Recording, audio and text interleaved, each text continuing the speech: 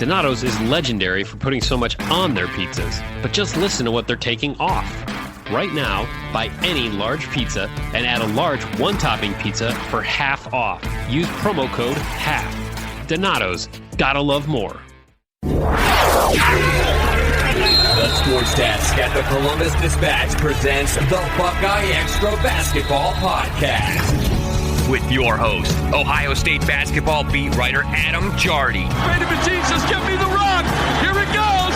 Up and away. Slam jam bam, and now he does a little dance. Now, the BuckeyeXtra Basketball Podcast.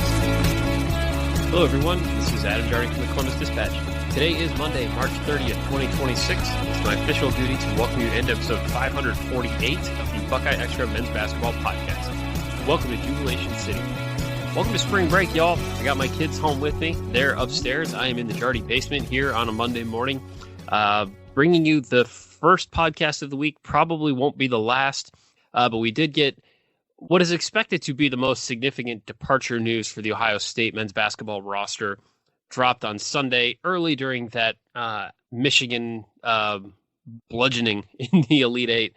That is Devin Royal entering or planning to enter the transfer portal, ending his Ohio State career after 3 seasons.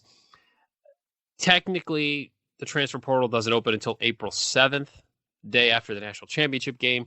So he's not officially in the transfer portal yet, but he is planning to enter it come April 7th. And this figures to be a busy week for Ohio State.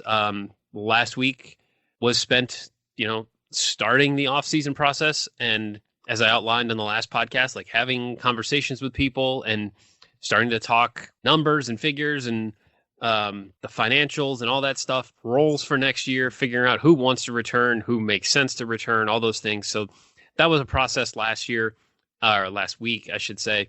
And then this week is, I think, leading into the portal opening next week.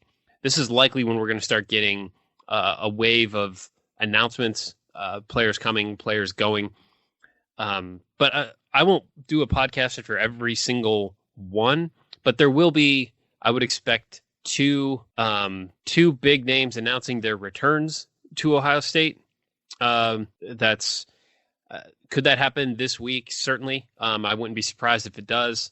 Ohio State feels like it's in a good place, and both players feel like they're in a good place as far as certainly John Mobley Jr. and Amari Bynum. So continue to hear that things are trending in a really positive direction for them to be returning to Ohio State. Nothing has been announced. Nothing has been formalized just yet, but expecting news on both of those guys sometime this week. And then we'll see how the back end of the roster shakes out. And then we'll start talking names of potential additions, really as we get into the period when the portal actually opens. Because technically right now, if you were to see that a school has expressed interest in player X, we'll see a ton of these posts starting next week where, this player in the portal has heard from the following 87 schools. Technically they can't be recruiting them yet because they're not in the portal.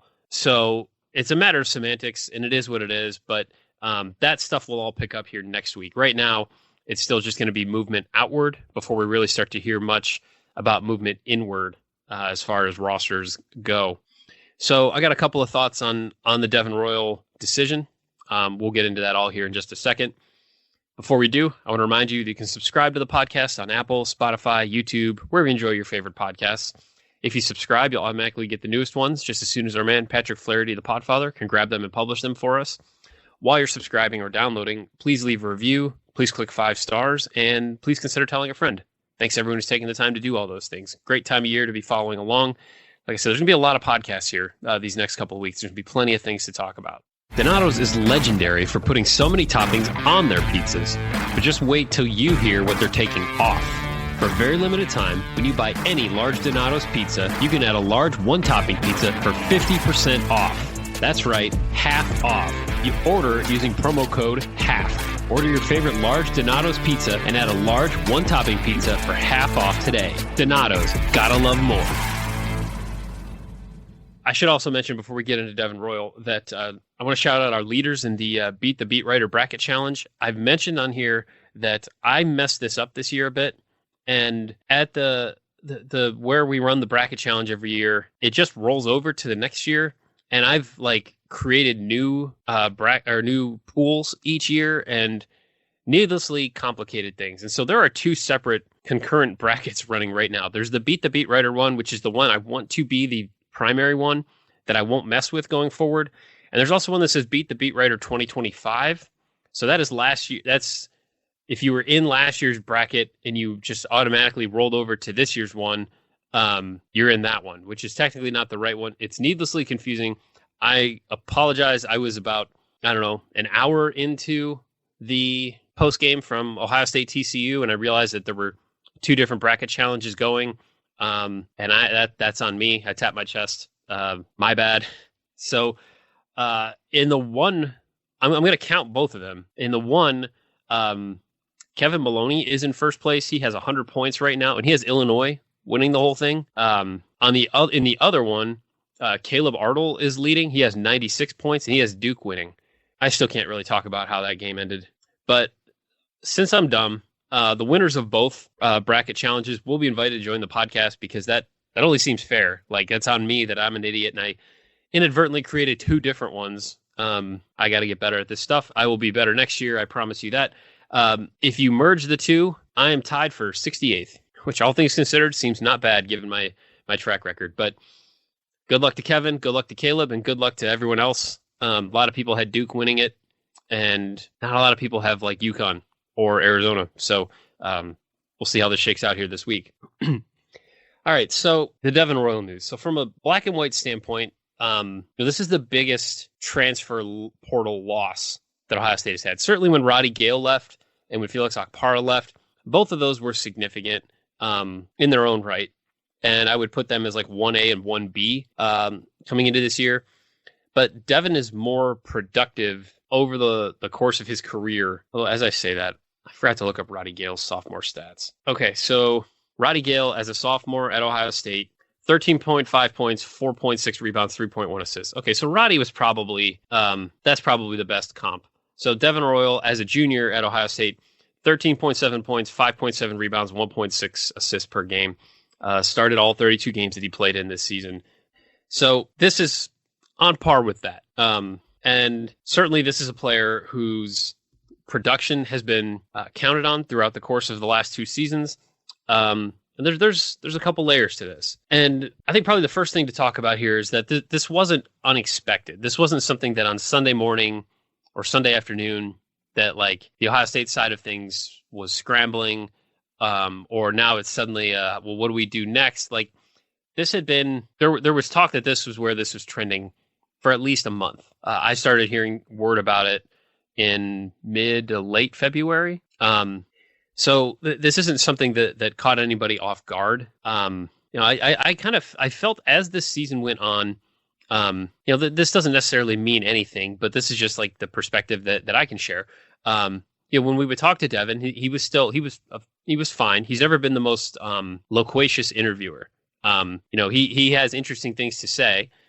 He's not a big talker. That's not a criticism. That's just some people talk more than others. He's never been a super big talker, but I found that his answers to us when we would speak to him and then in like open locker room settings were a little bit more clipped as the year went on. That could be for any number of reasons. That doesn't necessarily mean anything, but it was something that I noticed as the year went on. Just, it didn't seem like there wasn't a whole lot of super deep analytical thinking on a topic. It was more just like, okay, here's a quick answer. Let's move on to the next thing. And again, like there's a million things going on for every player. And certainly at that time of the year, things were getting rather stressful for Ohio State. But it was something that I noticed as the season progressed. So he got asked in the locker room after the TCU game about what it meant to have like more on his plate this year. Cause obviously he moved from power forward to small forward. So in the locker room, he said, it's meant a lot. Deeb put a lot of trust in me and I respect him and love him for that. Those guys helped me get better every day. The first 2 years I wasn't playing like this, nowhere close. For him to keep pushing me to get better was great. So when the team returned to Columbus after the TCU loss, he pretty much immediately cleared out his locker, and there was a distinct kind of lack of communication kind of going forward from that point. So this was something that like I said, was on the wall. I think people were certainly anticipating that this is where this was heading. I have reached out to Devin and the people around him, and I haven't gotten any replies from anybody yet. If I do, I'll certainly pass along what sort of stuff is said. But I just want to reiterate, like, this wasn't something that was entirely unexpected. Was there hope or chance that things could change and that it would make sense to stay at Ohio State? That possibility remained. But those decisions get more and more complicated these days. I mean, certainly from an NIL standpoint, as well as a roster construction standpoint. And that kind of leads me into the next thing, which is that it's unclear right now what his role would have been at Ohio State next year. And you can't dismiss the thought that, like, well, no matter who else was there, Devin might have just outplayed them and earned a 30-minute a game starting spot again. Like, that's certainly one of the possibilities that exists out there for had Devin Royal remained at Ohio State. But I've felt as the year went on, I hadn't gotten around to writing this yet, but the move to the small forward, I think it had some benefits. It certainly allowed Ohio State to be a little bit bigger. We talked a lot about this. We talked a lot about it during the summer, the fall, and it would have been interesting had Brandon Knoll been healthy and he could have been a more effective, consistent rebounder. Obviously, he couldn't do anything when he was out for basically 2 months with the foot fracture. But I do think that impacted things a little bit, because while his scoring was kind of up and down while he was healthy leading into the injury, I think Brandon Knoll would have consistently been a 5 to 8 rebound a game guy, just with his size and his experience and all that.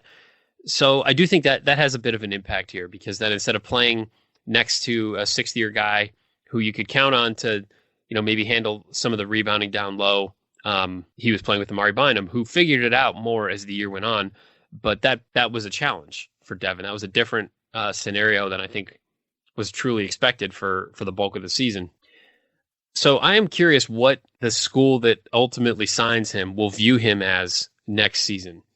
So you look at like his numbers here, trying to kind of contextualize the entire year. So his 3-point percentage grew.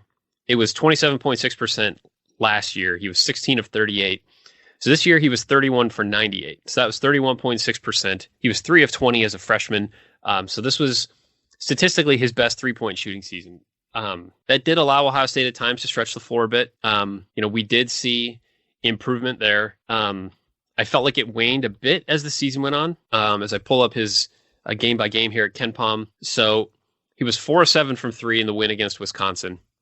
Before that, 0 of 2, 0 of 3, 0 of 3, didn't shoot one, 0 of 5, 1 of 3, 0 of 4, 1 of 5. So after going 3 of 3 against UCLA, he then went 2 for his next 25 from 3 before going 4 of 7 against Wisconsin. And then after missing the Michigan State game, 0 of 1 at Iowa, 0 of 2 against Purdue, 1 of 3 at Penn State, 1 for 1 against Indiana, 0 of 1 against Iowa in the Big Ten tournament, 2 of 4 against Michigan in the Big Ten tournament, 0 for 1 against TCU. So then, since coming back from the Michigan State game, he was 4 for 13. So that's pretty in line with what his season average was. But he did have that stretch there where he was 2 of 25 for basically a month plus of the season. So it wasn't consistent throughout the course of the year, certainly, and there was a pretty big dip there for a little while. At the same time, his 2-point percentage dropped to a career low. And I don't have access to Synergy. I don't have like the really nitty-gritty like shooting percentage on this type of shot, that type of shot. I feel anecdotally he took a lot of contested fadeaway twos that didn't often go in, occasionally got blocked. Shots that I don't consider to be his strong point, shots that EJ Liddell would make, but shots that Devin Royal didn't really make. So his 2-point shooting percentage as a sophomore, 59%, 131 for 222. So this year he took almost the exact same number of twos. He ended up going 120 for 219, so that's 54.8%. So he shot like the same number of twos but his shooting percentage dipped by almost 5%. His rebounding dipped. And this was something we knew that with the move to the wing, it was going to be more difficult for him to rebound. And I did wonder, is this taking away from some of Devin's natural gifts of being physical and being active on the glass and in the paint? So he led the team in rebounding average for second straight year. He was at 6.9 as a sophomore. He finished at 5.7 as a junior. It was clearly more difficult for him to rebound at this position. Or at least he was not as effective from this position. He also drew a career low 4.3 fouls per 40 minutes. He led the team at 5.2 the previous season. So in summary, he averaged the same number of points that he did as a season earlier, while his minutes per game rose. And then KenPom looks at a whole bunch of things, and players get offensive efficiency ratings. So I can't get into the nitty gritty of that, but his scoring average remained the same while playing more. His efficiency dipped, his rebounding dipped, and he also was taking more shots. So he averaged a career high 9.9 shots per game. That was up from 9 as a sophomore. So you look at the final 15 games, because I feel like this is where so much of Ohio State's season was like in flux. Win a game, lose a game, win a game, lose a game, lose 2 in a row. The first of which Devin is too sick to play in. They have their losing streak, then they run off a couple of wins late. They make the tournament. So those final 15 games, Devin averaged 12.6 points and 5.5 rebounds, playing in 14 of the 15. Amari Bynum played in all 15. He and Bruce Thornton, the only guys to play in every single game for Ohio State this year, which is a crazy number. So in that loss at Michigan State on February 22nd, Amari Bynum and Devin Royal were both sick. Devin didn't play. Amari Bynum did play. Now, Amari played 29 minutes in that game. He didn't score, and he had 2 rebounds. If you remove that game from the equation, let me back up. So Devin in the final 15 games, 12.6 points, 5.5 rebounds, played in 14 of the 15. In those 15, Amari Bynum, 10.9 points, 5.1 rebounds. And if you take out the scoreless game against Michigan State and just say, like, just don't count that. If you take his numbers that he accumulated and divide it by 14 instead of 15, Amari Bynum ends at 11.7 points and 5.5 rebounds. So that's 0.9 points per game fewer than Devin, same rebounding numbers. So it became clear as the season went on that Amari was growing into a bigger, more significant role. And certainly that happened alongside Devin, and they were playing together a significant amount of the time. But then what complicates things is when you do have a freshman who's emerging and is clearly, I think anybody that watched Ohio State down the stretch would say, like, man, Amari Bynum looks like a future star. Like, I think we're gonna have a long offseason to talk about this kind of stuff, but like, there's a lot there. And it's hard to imagine him taking a step backward from a production expectation role standpoint as a sophomore. And then at the same time, you are bringing in Anthony Thompson, McDonald's All-American, 5-star player, highest rated recruit for the program in more than a decade. He's going to play a lot, and he's 6'8", 205. Amari Bynum's 6'8", 220. It was something that I started to think about midway through the year as Amari really started to emerge, was how do they play these three together next year? Is there a those three are all on the court together as a 3-4-5, and like you're little bit maybe undersized from a like just sheer height standpoint, but you've got explosiveness and length and athleticism. There's probably situations where that would happen, but it felt like having those three, somebody was going to have to take a complementary role instead of a starting role. That competition would have played out in the summer, in the fall, in the preseason. But I don't know what Devin Royal's role would have looked like for his senior year at Ohio State. And I would imagine that probably played some part in his decision to enter the portal. So that brings me to my last point here, which is just that, and both sides wear this a bit here, but this does affect a legacy, and debate how much that stuff means. And that's fine.